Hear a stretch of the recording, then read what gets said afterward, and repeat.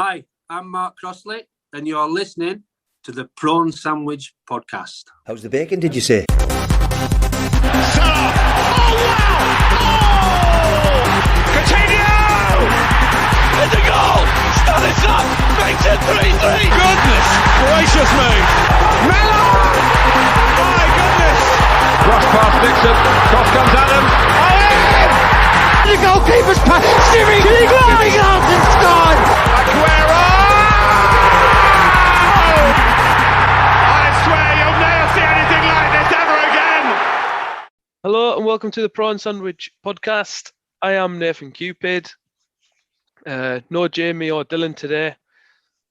Work and everything's gotten in the way, so going solo again. But I am joined by our sponsor, Steven from T7 Clothing. Welcome back, Sunshine. Hello, mate. You all right? I'm all good, mate. All good. Absolute pleasure to have you back on the podcast. I've been waiting. So, this week's episode, we're staying away from European football, tournament football, top flight football. We are delving into the bottom of the performance pyramid, and we're delving into the non-league section. So whether the lads have actually got something on, or they're just because of, it's not a subject everybody knows things about, so they've maybe just bottled it. I don't know, but we're going to hit it head on anyways. But you're someone who has a little bit of experience in the non-league, aren't you? So that's why we've got you on. A bit, I suppose. I played like Northern League and stuff like that, but never anything too crazy. But yeah, it's been like grassroots and stuff's always been me. Prefer to go and watch that than watch Sunderland anyway.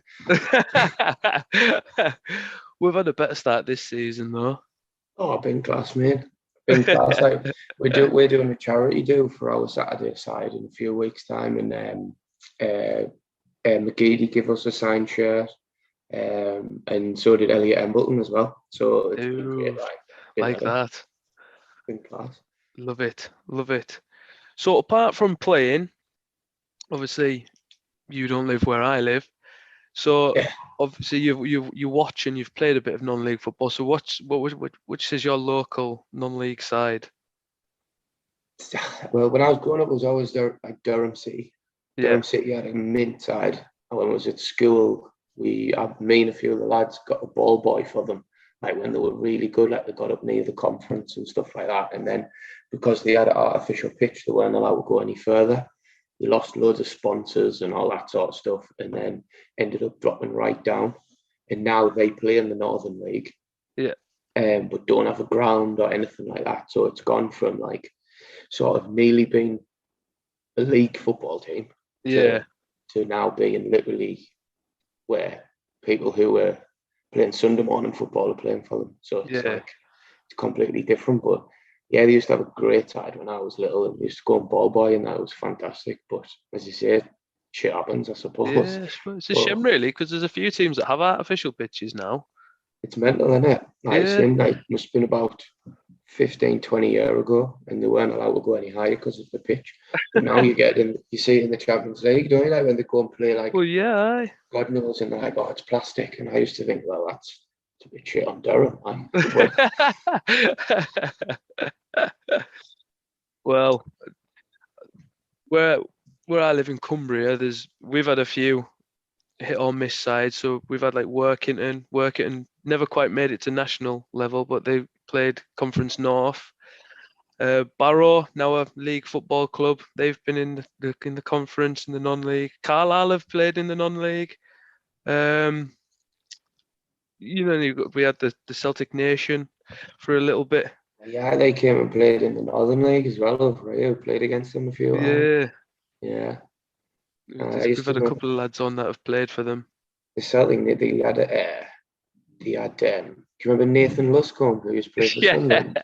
He played for them as well. He was a good lad. He was a good player and all, like, to be fair. I'm sure I think Jeff Smith played for them as well. He used to play for like Bolton and that when he was younger. He played for them. They were throwing some money about, like. They were, and it all ended dramatically. But That's all I've got really. As far as I think maybe it's Gretna, like back in before they went into the Scottish leagues. I think they played in like the Unibond League at one point, and then they Yeah, went into the Scottish divisions as well and did what they did in Scotland. But there's been a few. There's been a few sides over it this side of the country where we've been nothing too successful. But non-league's non-league. You can't beat a freezing cold Tuesday night in like Droylsden or something. it's mad, like, because I've been listening to another podcast recently, and do you know if you watched the Salford documentary when that was on the telly? Did you watch that? Yeah. And like Gareth Seddon, who used to play for them, used to play up front. He was like a model, a bit of a funny lad.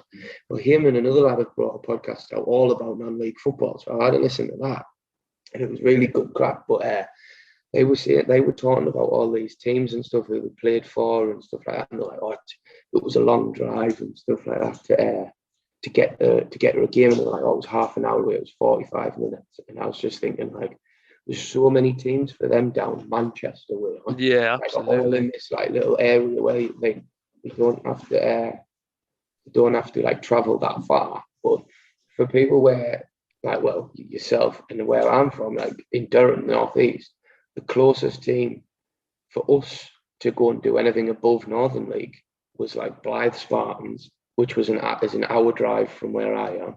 Yeah. And then you had Darlington, who started like again. They started Northern League and had to go back up. And they were really your only options unless you drove to Whitby. So it was always a massive drive. And there's so many players down that way who are knocking about earning like good money non-league. Yeah. But there's so many teams down that way on it, probably a bit easier. Yeah, absolutely. They say you've got even got like Julio Arca playing for like South Shields and that. Yeah, so this is the thing, like over the last few years, there's quite a few sides. Like the Northern League changed the rules, I think, and a lot of them used to win the Northern League. Like Spennymoor used to be like winning the Northern League all the time. Yeah. And they would never get promoted because they'd lose all their players. Because I don't want to do all that travelling. But now Spennymoor, Marsk, there's another Stockton and Shildon, I think it is, have all been promoted over the last few years.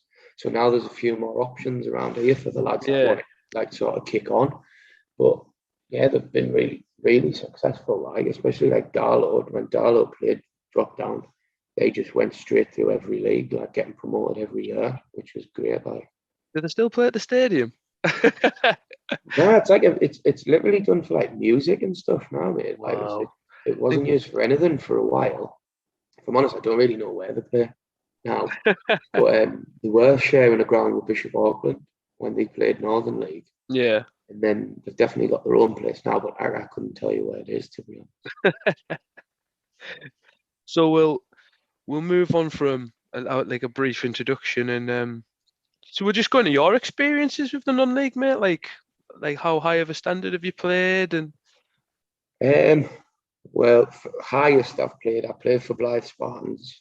I had like nearly a full season there. But when I started, I was signed for Bishop Auckland, which was like Northern League Division 1 when I was 17.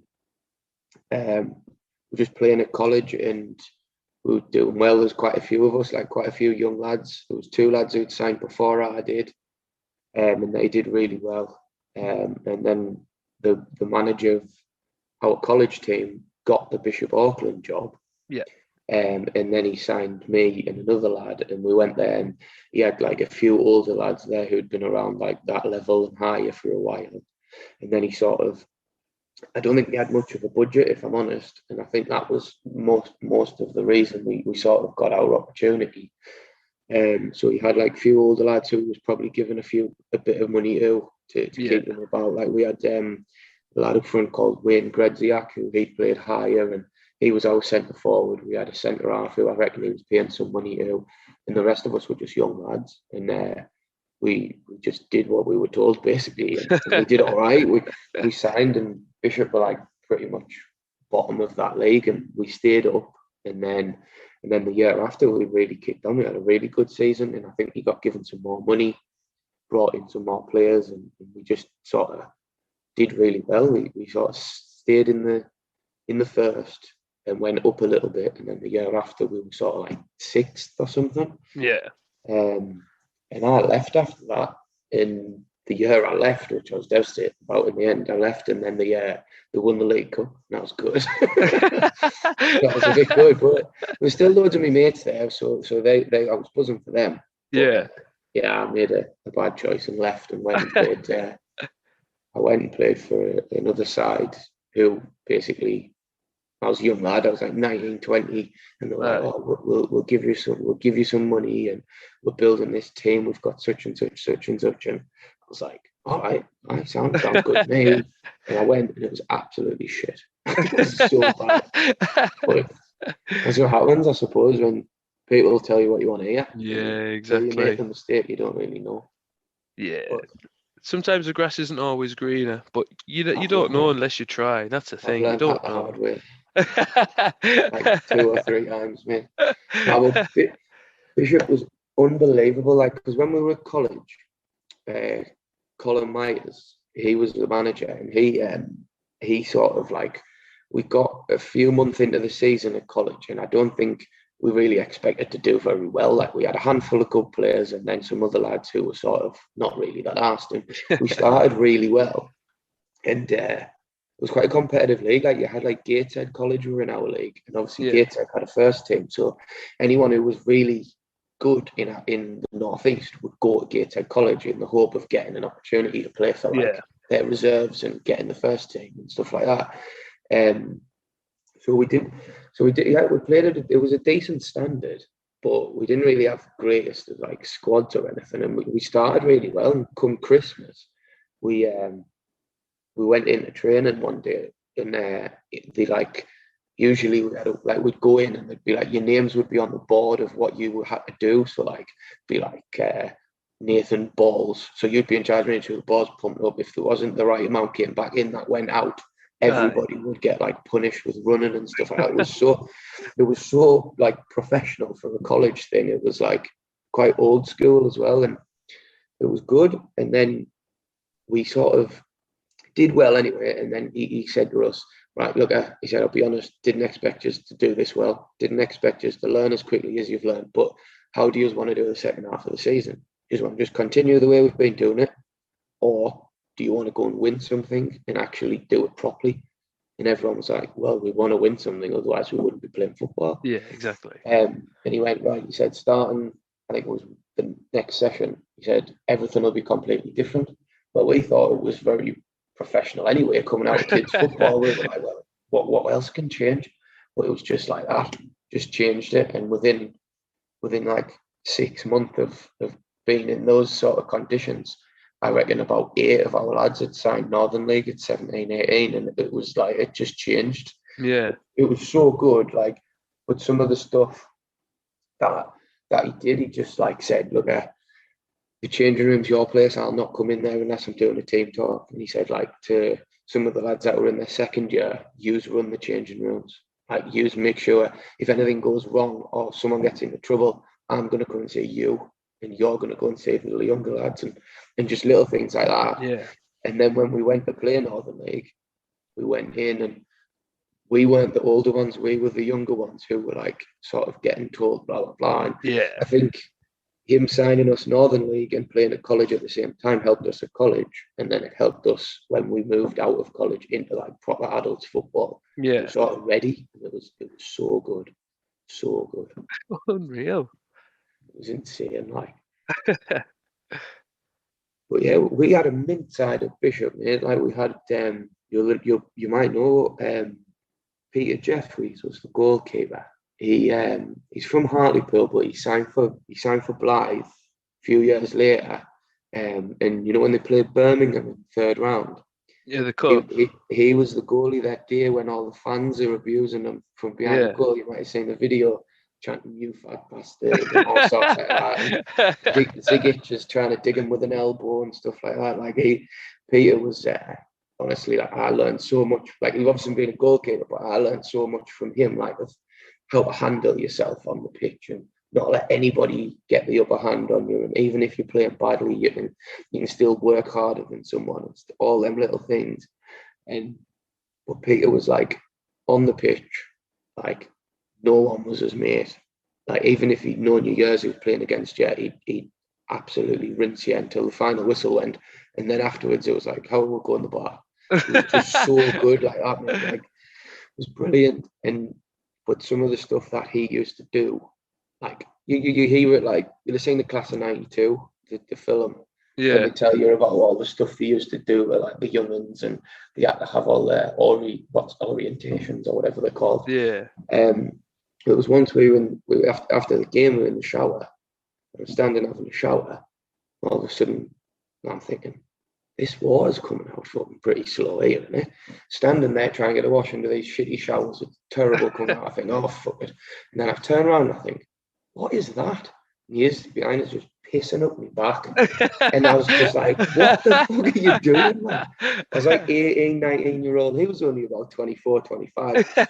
But he'd obviously had that happen to him. Yeah. And sort of thought, well, I'm the older one now. I'm going to get someone with it. And some of the stuff, mate, like some of the stories, because I've started being, well, I'm 30 now. So like when I play, I'm one of the older ones. So we tell some of the young'uns now some of the stuff that used to happen when we were playing like Northern League and that, and they'd be like, are you fucking mental? You can't do that to people. You can't. I'm like, but it was like that, and you wouldn't dare see anything either. You'd just like, what are you fucking doing? And then like, just get out of the way. You were just mental, absolutely mental. But yeah, it was so good. Like it probably shaped us up to actually, to go and play adults football. And a lot of the stuff that I do now when I coach and stuff is because of that. Like, you've got to find it. You've got to sort of have that mentality. If you want to win something, you've got to really knuckle down and take the shit that you get and move forward. Like you have to be strong mentally. Absolutely. But I like it. We had a great time there, and then as I say, I went to Chesley Street, who were league below, because they filled us full of wind, saying, "Oh, we'll get promoted, blah blah blah. You'll play every minute and all this." I went there; it was shit. And then in the same season, I left there again and went to Towler, who were in the same league, and again it was a bit better. Played all the time and stuff like that, and it was good. There was a few mates there, and we had a half decent season. We played Chesley Street that year after I left, and we beat them, which was nice. But, it didn't really stay there very long. And then the next season, I went to play for Crook Town, who was the same league, but that year was again like going from Bishop to Chester and Towler was like going from like a man's team who had like this mentality of we want to all go and do X, Y, and Z. Yeah. Went to Chester and Towler, and it was sort of all over the place.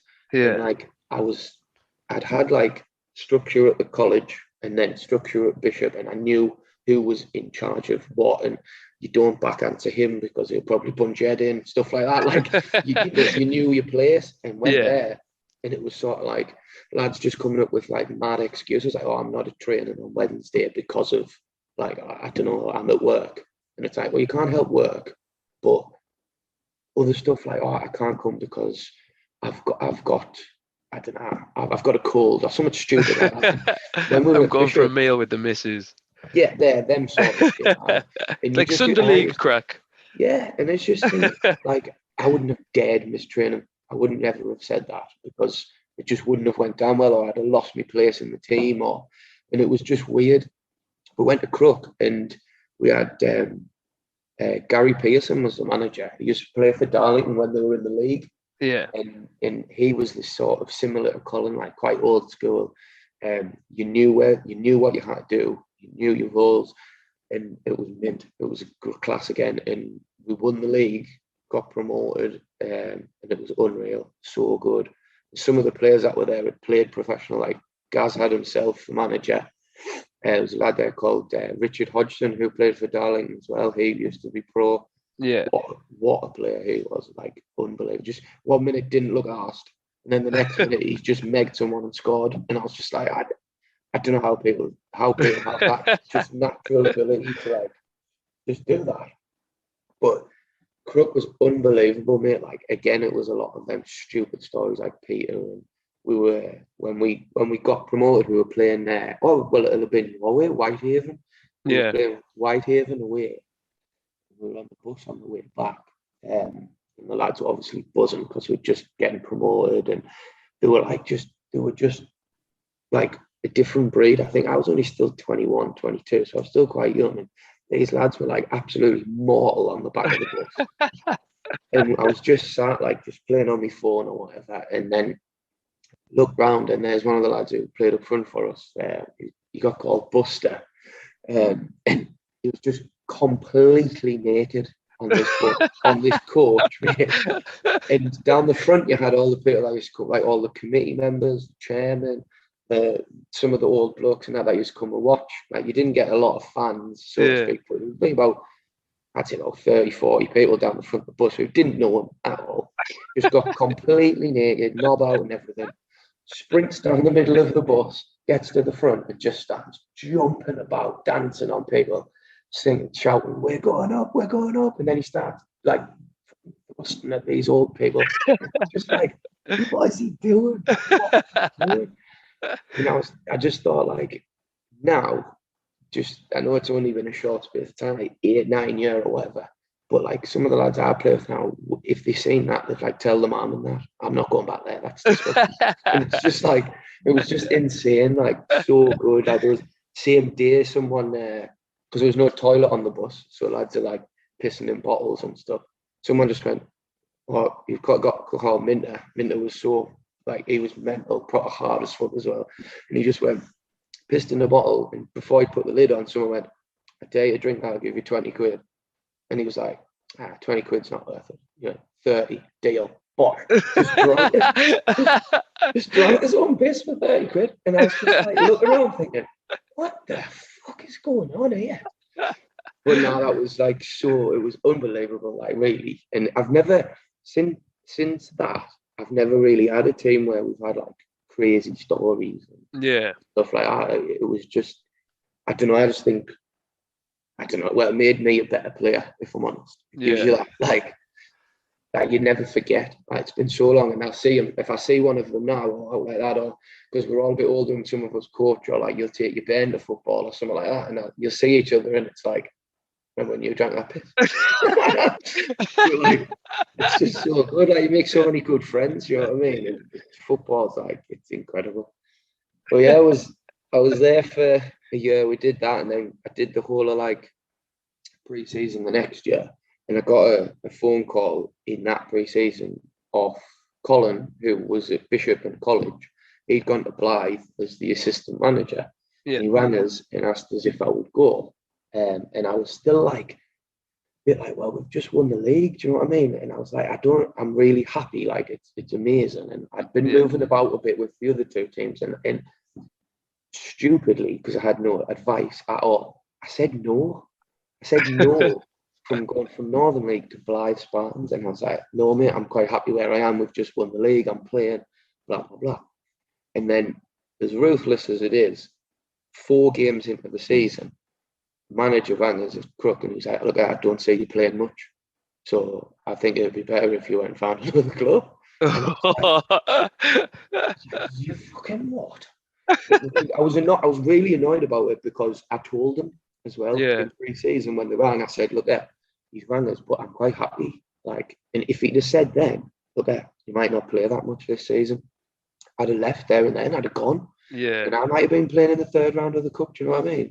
Like, but I didn't. And then I left Crook when he said that I needed to, and I went to Durham City, which was like it was amazing, because when I was a kid and I was like ball boy there, and it was like, I know it's not like Sunderland, do you know what I mean? But it's you know what I mean? Like, I know what you mean. Like, it's gone full circle.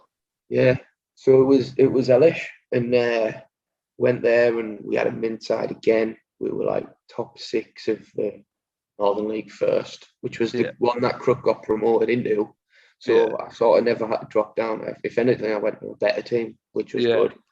We had some great players there as well. We had a lad called Daniel Madden. I went to school with him, and he was captain of Sunderland Reserves for years. And then he got released from there, and he played around the Northern League and that for years. He was there, and then that season, Olivier Bernard bought Durham City. I don't know if you remember when that happened or all like that. Wow. Yeah, it was a bit mental at the time. Like, it was exciting when we found out because we were flying, and they were like, "Well, someone's trying to buy the club," and we were like, "Someone's trying to buy the club? Like, is this a Northern League club? I didn't even know that happened." And then I was like in the local paper and that, and it was on Twitter and stuff, and they were like, "What the fuck's going on here?" And it was like Olivier Bernard, and I was thinking, Wow. "That's insane." That is much that got knocked insane. out by Lauren Robert. Yeah, yeah. And he was sound. He was a good bloke, but like obviously he had his own ideas for what he wanted the club to go and do and be and stuff like that. And I think, if I'm honest, I think he thought he was buying more than what he got, because I think obviously I don't think he'd done as much like looking into it as he maybe should have, because he bought the club, and the club where we are, we played somewhere called Ferrens Park, which is where Durham's always played. Yeah. But it's not. It wasn't Durham Stadium sort of thing. So Yeah. they just rented it. They rented to play there, and I think when he bought the club, he thought he was getting that as well. Aye. So he sort of basically, you bought Durham. You didn't have a ground because it was rented. All you had was the players that were on contract and the equipment. Really, That's like it. there was nothing else there. Yeah. So he did that, and he sort of tried to change it into this feeder club for academies and stuff like that. And within a few months, by the end of the season, the whole thing had changed. Like, we lost all them lads who had been there for most of the season. Yeah. And we still finished all right, but it was one of them where you were thinking, right, if we finish where we are now, then next season we can maybe go again. But we never got the chance because the whole thing just changed, and we started getting like these lads in from France and stuff, and it was like they weren't actually good enough. Yeah. Because they didn't have that sort of like, they never played non-league football in England, basically. Do you know what I mean? Like, they didn't. Yeah. It was completely different.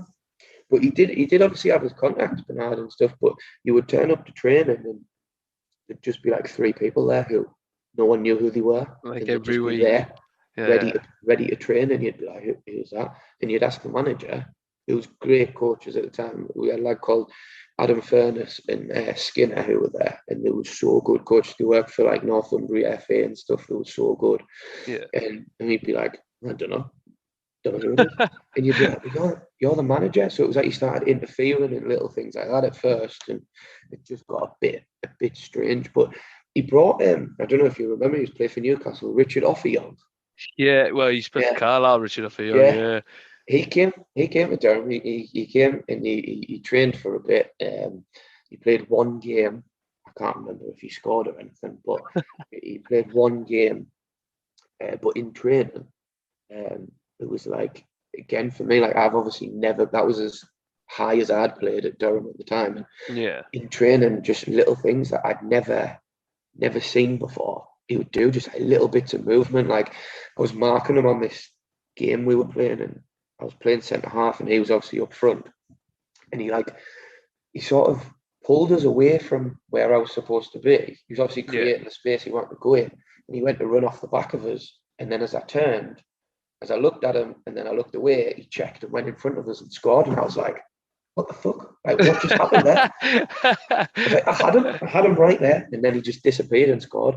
But that's the like difference in the levels of players. Like, that's why he played for Newcastle for a bit. Do you know what I mean? Like, Oh yeah, completely. Like, yeah. I can remember, like, well, it's not Saturday League or anything like that, but I played when I was about 18. I played for, like, started playing Sunday League football and all that. And a lad used to play for Carlisle and Gretna called Brendan McGill, and he was playing for a team called Parkland, and Peter Murphy, who used to play for Carlisle and all, he'd started it. So I was just like a young lad, and I got told to play on the left wing, which I don't know why, because I've never had pace in my life, so I don't know why I got told to play on there. Tell me about it.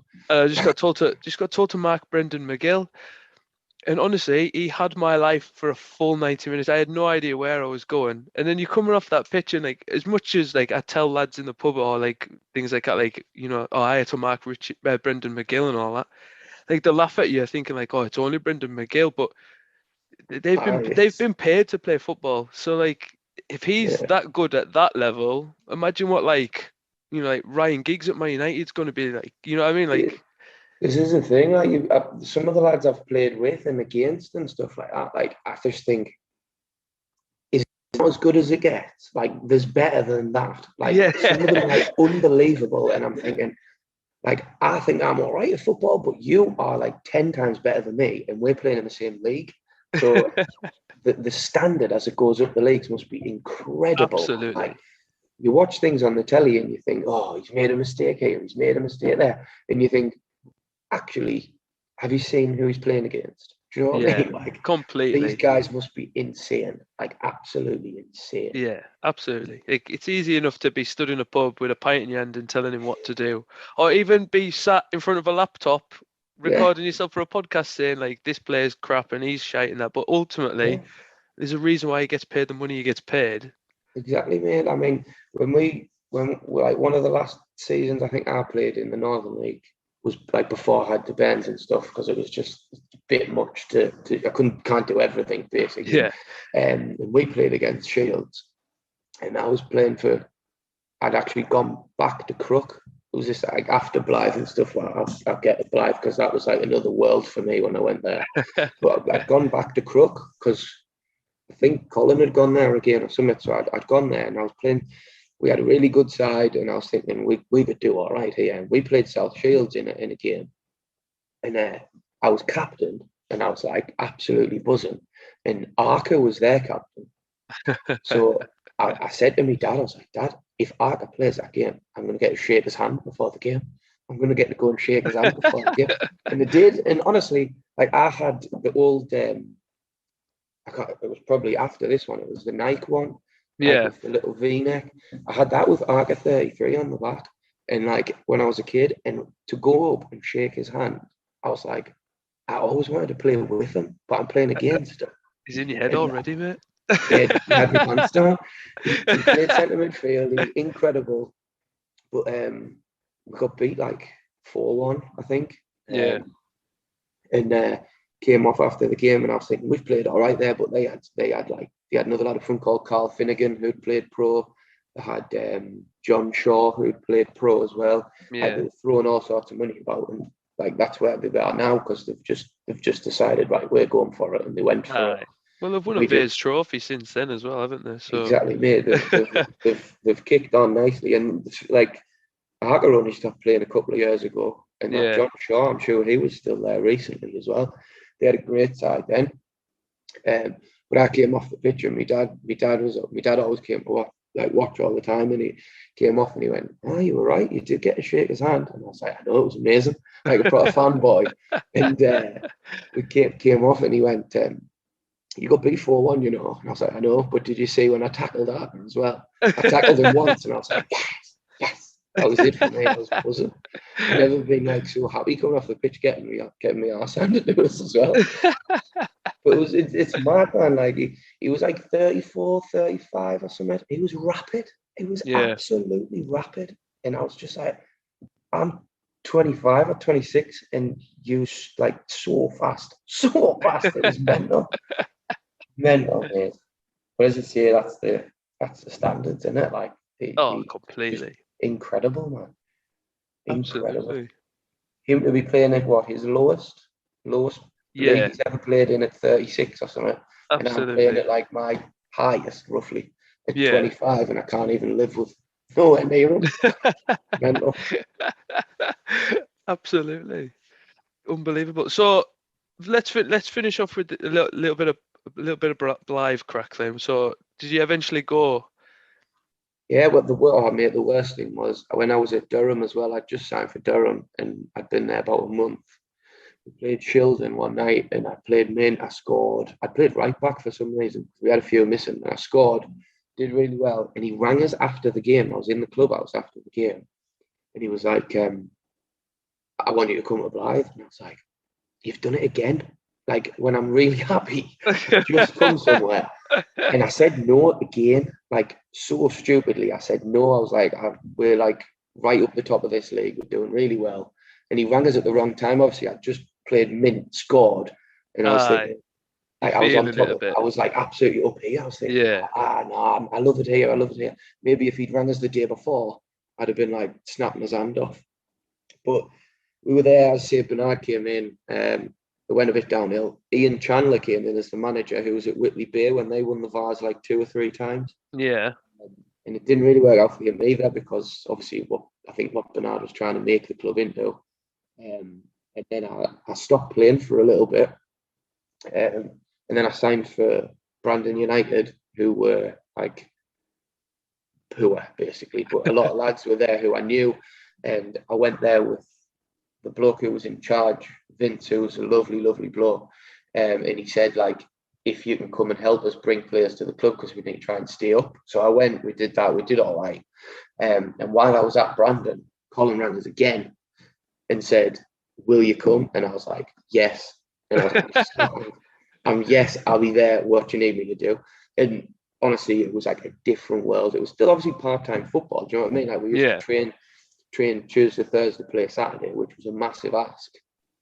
But like I worked in a call centre at the time. I didn't finish till 6. And then I would like literally fly up the motorway. It was like 45 minutes from work, an hour from home. I'd fly up there every Tuesday, Thursday. Saturdays might be a Blythe. Saturdays could be fucking miles away. It could have been in Manchester. But it was insane, mate. It was so good. Like it had all that Bishop had, the college, Crook, rolled into one, and then times by 10. Like it was so professional. But then on the way back from away games, the bus was just as mental. It was so good. Like we used to, you go in the changing rooms and you'd have your own space to sit. Like it had your kit folded for you, like your boots had been cleaned for you underneath your thing. You used to pay the kit man £2 a week, so he would like it would pay him. He had a squad of like 20 odd, so he'd be getting like £2 per person, per however many pairs of boots you've got. So some people would be giving them £4-6 a game, some would just give them 2, and he would keep that money, and like he would get that, and he would do the ground as well and all that sort of stuff. And it was insane. You had your own squad number. Everything was done for you like that. You'd just walk in, sit in your little seat. I mean, doing it as well. It's not like when you see the inside of Wembley with the booths. It's just a bench, but it was insane. And like after training, you had to have an ice bath after training if it was a hard session and stuff like that. And that was just a wheelie bin full of freezing cold water and ice. But it was like never seen that like it before. On a match day, you'd go in, you'd have like a banana, you'd have like, there'd be some sweets. And then in the middle, they had like this massive bucket container thing just full of waters and Lucozades and fruit. And that was every home game. It was just another level. Like I've never experienced it before. And I didn't know that it was going to be like that. I was just going there thinking it'll be like going back to Bishop with Colin again. Walked in and I was like, whoa. What is going on here? Like it was so good, so good. But I can't remember what league that was. It was like, I'm not sure to be honest. But I signed the day of that 3rd round cup game against Birmingham. Yeah. So if I'd have just gone earlier, I might have been in the squad that day. So it was a bit good. But I was there. Went 2-0 up as well. It was a good day. Like. Really good day. But I was only there this season because Laura was pregnant with our first Oscar, and we got towards the end of the season, and I basically said, like, I can't really keep doing this, like Tuesday, Thursday, Saturday. Yeah. Like it was an hour's drive there, an hour's drive back 3 times a week. We were getting paid, do you know what I mean? I think I was getting like £100 a week. Yeah. But like 6 hours of driving a week. Yeah. I was like pretty much not getting any of it anyway. It was just going in the car. Absolutely. So it was insane, and we played with the best memory I've ever. One of the best memories I've had, even though I've won stuff, was like we played at Ilkeston away on a Monday night, which was a strange day, and I was meant. Like Laura was pregnant and she had an appointment which I was supposed to go to, and I told them, I was like, I can't play that game on the Monday because we've got an appointment. Like it wasn't a scan, I don't think. It might have been, I don't think it was, but I can't go because we've got this. Yeah. And then they said, look, because it's a Monday, we've got a few people that are not available. We haven't got as many midfielders as we would have liked. Can you make it? And I was like, not really. So I spoke around. She was mint about Charles has been mint with footy. So, and I went down and played the whole game, and I scored the equaliser in like the 94th minute or something. Yeah. It was unbelievable. Pitch was like a carpet. Scored a header in the last kick of the game. All the lads jumped on us and that after the game, and it was just so good. Like, you just don't forget that. And in the end, it didn't even mean anything because we were trying to get in the playoffs and we missed out by like one place or something. Yeah. But like unbelievable, like so good. The closest I'll ever getting to being a professional footballer, which is every kid's dream. And it was just like, it was so good, so You've good. still been paid to play though, mate. That's still something. Yeah. It's mad, isn't it, to think that someone will give you some money to do something you absolutely love anyway. Absolutely. There's a lot That's of people that, you know what I mean? There's a lot of people that think they can do it but can't do it. I'm one of them. I'm one You know now. what I mean? I generally think I can do something. I'll watch something on the telly and be like, I can do that. And no. It's mad, isn't it? I think football must be one of the only sports, mate, like, and I'm not digging this at you, but this is just in general, where not like you go and play five-a-side and there's people playing who are absolutely terrible, but still love it and still go back every single week and they'll play and play and play, even though they're terrible at it. Yeah. Like, I can't think of another sport where people would do that. Yeah. Like, oh, I'm terrible at it, but I love it. I don't. It's strange to love being terrible at something. Like, but it just gives you that, doesn't it? Like, it's. I don't know. Like even if you're good at it and you've been playing terrible, you never think, oh well, I'm not going back. You just think, I'll keep going and going and going You until I stick it play out. well again. Yeah. Yeah, completely. It's mad. Like, It is mental. It is mental. but yeah, that was pretty much me, mate, playing non-league. I mean, played Sunday football, and we had a mint side on a Sunday. Like, we won our Premier League on a Sunday and stuff like that. But as for like proper non-league stuff, like that was my main experience at Blythe, and it was incredible. Like, I'll never forget it. Like, my dad still got, like, my dad must have been like one. Like, he doesn't say much. My dad, like, he's very quiet. And when I was a kid, the only thing I used to know I'd played badly if he didn't talk to us on the way home. That was when I knew. But, like, my dad must have been like the proudest bloke ever, because like he bought like a Blythe Spartan scarf. There was a fridge magnet with your name on in the club shop and stuff like that, and he still got it on the fridge in the house and that. Like, it's mental. That's class. And he had it all, and like my father-in-law came up as well to watch a couple of games, and there's a photo of them two like in the stand with their scarves on, like proper smiling, and that's one of my favourite photos ever. I'm not even in it. Amazing, man. I love it. Absolutely love it. So as far as non-league goes, obviously you're saying the standard, like it's the standard that you've played, and obviously there's lads that have played a higher standard as well as that. Do you think the standard's improving now? Like, do you think it'll ever, like, maybe it's not like national, maybe it's not like Conference North level, but like, you know, the National League where like you're just above the Football League. Do you think that'll ever be completely professional at some point? I think, because, well, if I can only go off like my area, I think that, like, obviously the conference, I'm pretty sure they'll all be full time now. I'd say so, yeah. Yeah, I mean, like the ones below, like you see in there, like the national leagues and stuff like that. Now you've got some massive clubs in there. You've got like Chester, teams like that have been in the Football League before, and I'm pretty sure them who are at Salford are at Chester now. Then I can't remember what they were called, but like I'm pretty sure their aims to manage in the leagues. There's so many more clubs, even from the lower leagues down, like what I'm saying about Spennymoor and like Darlington and all them teams going up in Mask. They've all got ambitions to go as high as they possibly can. So now that these clubs are starting to really go for it, like that, I've seen there in the last 5 years, I think there's been 4 or 5 teams promoted from the Northern League who have kept going up. Yeah. So at that rate, if you keep going, I don't see why those national leagues wouldn't. Yeah, like, absolutely. When we're a bit older. No Absolutely. reason why not. There's enough talent, mate, because some of the lads that were playing in the Northern League and didn't go up because of the travel were Yeah. more than good enough to go and play higher. There was lads playing in the Northern League when I was at Blythe that were a lot better than me, but Yeah. they didn't want to do all that travel, which was understandable when you have a family. That was why I stopped. Yeah. But it's insane some of the players that are happy to play in the Northern League, but they could have easily gone and played higher. Yeah.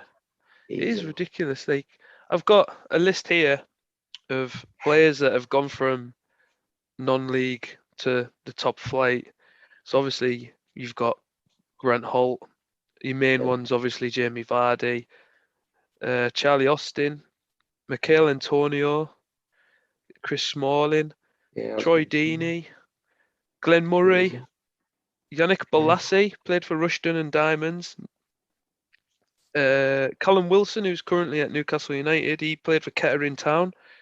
He actually played a loan game for Kettering Town where me and Dylan went and watched them play at home against Barrow. And then the following game, they went bust. Oh dear. Danny Ings played for Dorchester. Ashley Barnes, he's played for Oxford United when they were in the non-league. Eastbourne, Salisbury City. Andre Gray, Jared Bowen, now at West Ham. Max Kilman, who plays for Wolves, he's been on loan at Maidenhead and Welling and things like that. So Think that out of all them ones that you've named there, I think that Max Kilman's the only defensive player. So it is a lot easier for clubs to take a chance on like an attacking player. If it doesn't work yeah, out, it's not like they're costing you goals. But when I was at Blythe, and I'm just saying it because he went to Carlisle, when I was at Blythe, they signed our centre half, Nathan Buddle. yep, Yeah, he went there. I don't know how long he was there. He's back at Blythe now. He's captain of Blythe, actually. But I'm not sure how many games he played or anything like that. But that was that season. He went to Carlisle. Obviously, it's not the Premier League, but it's just you don't really hear of them taking the yeah, opportunity on a defender, which was big. And Jarrett Rivers was with us at Blythe, and he went to Blackpool that year as yeah, well. he did. Well, it does happen. Like people do get the chance, and when we were there, because they'd had such a good cup run before I got there, there Yeah, was quite a few Scottish teams were trying to sign a few of the lads. But money wise, it was just like I think Alloway tried to sign two of the lads, but they yeah, were only offering them like 300 quid a week, and they were like, yeah. "Well, You've I got to get like travel all that way up there. I get 100 here plus going to work, so it's just not financially worth it at all." Yeah, But absolutely. Doesn't it's make sense, does it? Sometimes. crazy. I didn't know some of them had played there non-league. Like I never realised Charlie Yeah, Austin did. I mean, you can even go as far as recent. He's a recent England international. So you've got Callum Watkins, not Callum Watkins, Ollie Ollie Watkins. Watkins. He was Yeah. playing in the non-league. And you've got what do you call him? Dominic Calvert-Lewin. He spent a loan spell at Stalybridge United as well. So It's good for people, I think, because it's completely different. Like I know, obviously, like now you've got more Premier Leagues getting more and more cameras, and then as that's filtering down, the Championships now getting more and more cameras on everything you do, and yeah, like even like non-league clubs and stuff record their games, and some of the Northern League clubs now, like it's not on a great camera or anything, but they still record their games, yeah, and like if you go and play non-league, like some of the lads that are playing non-league are awful. Like they'll nip you, they'll punch you, they'll stamp all over your feet. And I think if the younger lads who are playing pro go on loan to places like that, like it obviously helps, doesn't it? Especially if yeah, these strikers, like the amount you've just named, have yeah, obviously been toughened up and have gone back to the Premier League, and then these centre halves can't get away with what they get away with, yeah, like absolutely. in non-league, so that they end up scoring loads of goals and that. Well, most of them are absolutely flying, aren't they? Really? Yeah. Well, I think the main one, like, I think the poster boy for like this like younger lot is definitely Jamie Vardy, isn't it? Like he's gone from being Halifax, Fleetwood to, he's won a Premier League, he's played in the Champions League, he's won an FA Cup. He was part of a World Cup semi-final squad with England in 2018. So if there's anyone who's really kicked on from being like in a non-league football, it's him, isn't it? And I think maybe it's before then you've got like Stuart Pearce, who left non-league to go and play for Coventry back in like the 70s or the 80s or something like that. But I think for the poster boy for success from non-league to, you know, achieving it is definitely Jamie Vardy, isn't he? And it's nice to see that he hasn't lost it as well. Like when he scored against Wolves and he ran to the Wolves fans and howled, you know what I mean? Like he's still got that shithouseness about him, which is class. Yeah, it's what people love though, especially like when you like fans of football love that side of it. Like anybody loves that sort of stuff. Like we was playing the other week and there was a free kick and one of their lads bent down to pick the ball up and obviously the game stopped, but our lad just rolled it through his legs. You know what I mean? There's just absolutely no reason to do it at all, and everyone was like, "Whoa!" Like proper shit house. But you're just like, "Oh, it's just brilliant." It is good, isn't it? You hear all these stories of it going the other way as well, which is a shame for a lot of lads. Where like that, I was saying about that other podcast I was listening to, and like Jamie Vardy was at Fleetwood when that Seddon was at Fleetwood, Yeah, and obviously one went one way, one went the other. absolutely. It just happens, and some of the lads they've interviewed on that podcast have been like, they were interviewing a lad Adam something who was at Liverpool. He was there when Brendan Rodgers was there. He was like 18, 19. He played in the first team. He scored, and then he's 27 now, and he's playing non-league football with I can't remember who they said it was, but it was like a team down in that Manchester area again. And I was just like, it's just so crazy. But he was saying about like how a few things didn't go right, and when he got the end of his contract at Liverpool, he said, "We don't really see you getting in the first team anytime soon, and you're nearly 20." He went to Yeovil, went there on a decent contract, and the manager didn't like him after a while, fell out, dropped another league to get games, dropped another league to get games. Yeah. And he was like, it just spiraled, and he said like off the pitch and stuff, mentally he was all over the place, and it's awful, and it does happen. But as you say, there's always the other stories of the people who have really picked on and gone the other way. Yeah, I think you're right there. I think you've put a nail in the coffin there when you say like, as much as it is nice to see lads like Jamie Vardy succeed and they've came from there and they've worked up. Yeah, you are right. It does work the other way. Like you have lads that, like you say, like they start at the big time and ultimately end up playing for the pub team on a Saturday, which it is quite. And I don't think enough light gets shone on that sometimes. No, I don't think it does. It must be hard for people, like as you're saying, like even I said there before, I played for Bishop Auckland and then went to Chesley Street and Toulon, and the difference even in that's nothing. Do you know what I mean? Like it's a league. It's just a mindset of different coaches and stuff. So to go from Liverpool to Yeovil to non-league or whatever it was, I can't remember how we actually did it, but Yeah. that must you must be thinking, absolutely. well, at 18-year-old, he was playing with Gerrard and Suarez and players like that, and then obviously ends up in non-league, and it's how do you deal with that? Thinking, Completely. I've made it, and then finding a job. So we'll finish off with what I think will be quite a success story for non-league at the minute. So in November 2020, Canadian actor Ryan Reynolds and American actor Rob McElhenney, I hope I've said that right, they formed the R.R. McReynolds Company, and they announced that they were taking over Wrexham. And everyone's just kind of spiraled on upwards since then, haven't they? Like, I mean, they're sat in 8th with Phil Parkinson in charge at the minute, so obviously that's why they're in 8th. Oh God! The less said about Phil Parkinson, the better. But that's just something that's completely mental, because like them two, they're like well-known actors, and they've went and bought a non-league club in Wales. I wonder how that came about. Why Wrexham? I've got no idea how they've. Well, it's good.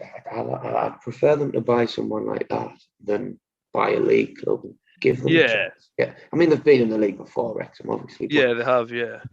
But when I think of Wrexham, I think of Lee Trundle. That's the first player that was. It's just like, can you imagine if they'd bought Blythe, mate, when you were Oh God, there? I'd have been shipped straight out. I mean, like, it is nice Potluck, that, I suppose, isn't it? yeah, like, it is nice that it's refreshing to see them do something like that, because it's kind of shone a light on non-league footballing on these shores. Like, I mean, it's gotten that well that, well, they bought it November 2020, so last year, and they're already on FIFA 22. You know what I mean? So something's working down in Wrexham. Like, whatever they're doing, it's working. It's So, good. I mean, it just shows you though, like, it's not just about like throwing money at it. Do you know what I mean? Like, they're obviously doing the right stuff off the pitch as well to make sure it goes the right way. Because you see with owners all the time, like they come in and like, they've got nothing to do with football. Ryan Reynolds, like, I don't know. they've obviously just they'll put a bit of money in, but they've put the right people in the right places to make sure that it goes the right way Well, all the time. Even look at Durham City. yeah, Like, exactly. when Bernard came in, no one expected it to go the way it's gone. Like, now they're sitting bottom of the second division in the Northern League. Yeah. Like, it's just crazy. Like, they got beat 10-0 last week. It's just gone completely the wrong way. But when he came in, everyone's thinking, whoa, this bloke's played international football. He's played all over the world. Aye. Durham's going to kick on, but if stuff's not done properly, it's not going to happen. Yeah, absolutely. It's just, like I say, it's just one of those things, but at least it is refreshing to see things like that happening. So, wish Wrexham all the best, I suppose. Yeah. I don't know if they'll get promoted with Phil Parkinson in charge, mind. Yeah, hopefully they'll get rid of him and then they'll get promoted. So that's pretty much it. That's all I've got really for non-league. It's one of them subjects that if you're in the know, then you know, don't you? Or if you've experienced it, then you've experienced it. Like, I've got a couple of lads I used to play football with that play non-league. I think a lad that I used to go to primary school with actually plays for Blythe Spartans now. Alex Mitchell, goalkeeper. I think he plays. I think he plays for Blythe Spartans now.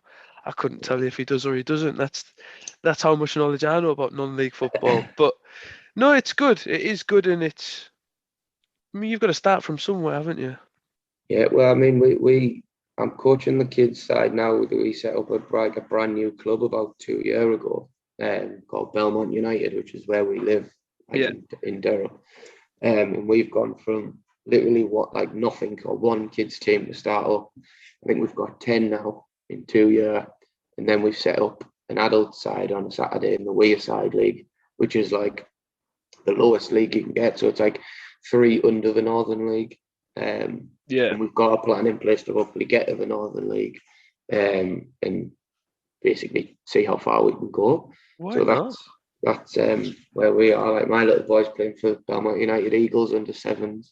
It's his first game this weekend, so I'm excited about that as well. But it's just football, mate. Like, if you don't love football, well, what do you do with your time? Oh, yeah, I can't fathom how people don't like football. Just don't get it at all. I just don't know what. Like, I relay everything back to football. Even I've had job interviews and they've said, "Oh, how would you manage this situation?"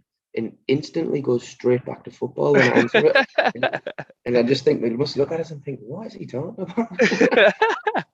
So what colours the Belmont United play in? He's playing red and white stripes. If only, mate. The bloke who started the club's a Newcastle fan, and but we play in royal blue, so it's fine. Royal blue. Never trust a mag. That'll be black and white shortly. It won't be. But I've managed to get the away strip for the adults is all red, so I've getting it in. Yeah, get it in slowly. Got a red top, red shorts with a white stripe down the side, and red socks. I've getting it in somewhere. It's close enough. I know. Well, if you ever need a bang average holding midfielder, mate, just give us a ring. I thought you were a left winger with no pace. No. I'm not a left winger. I don't know why I got put there. Square pegs in round holes of that day, I think it was. I think we've all been there, mate. So, before we finish this episode, then, what's going on with T7? What's fresh? Not much at the minute, mate. We did a shoot a couple of months ago, and we started putting it all on the website and stuff. And then we sort of had a bit of an issue with some of the tracksuits that we'd get. They weren't the right fit of what we were doing. So we sort of we had a bit of a delay. So we've still got some stock there that's we're doing through just the Instagram page. So it's just message to buy if someone wants it. Yeah. But at the minute, the website's back under construction. So we're all message to buy. If anyone wants it, it's still available. But it's all on a bit of a go slow again at the minute. But we'll be back. We'll be back. Absolutely. Be back with a vengeance. We'll be smashing it in no time. We'll get Belmont United up into the Northern League, and then I'll whack it on their strip. Absolutely. And then we're going to get you on for the quiz. Yeah, mate, definitely. Because I think we've got a plan for the quiz, and you can be on my team. That'll do me. Absolutely. We'll smash it. We'll smash the other two. I won my last quiz. Aye. You did. You did. I was the only guest at the time, I think. I think you've been the only guest since. Oh, champion. So that's our non-league episode. Thank you very much for coming on, Sunshine. It's always a pleasure to have you on. Oh, I love it, mate. Absolutely love it. Anytime. We'll look forward to having you on for the quiz. Definitely. Absolutely. So from me and Steven, it's arrivederci. See you later. Thank you.